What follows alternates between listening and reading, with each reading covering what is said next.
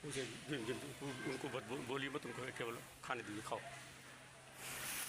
लीजिए खाइए, उनको खाने दीजिए।